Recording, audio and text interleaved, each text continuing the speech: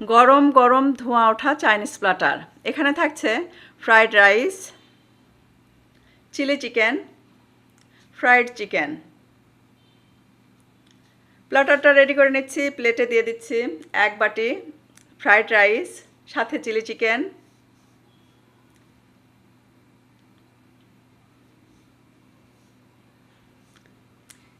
লেবু, ডিম পোস, উপর দিয়ে দিচ্ছি স্প্রিং অনিয়ন,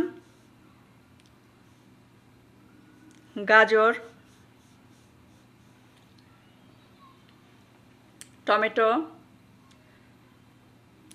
লাল সবুজ হলুদ ক্যাপসিকাম, সাথে ফ্রাইড চিকেন, শসা কুচি।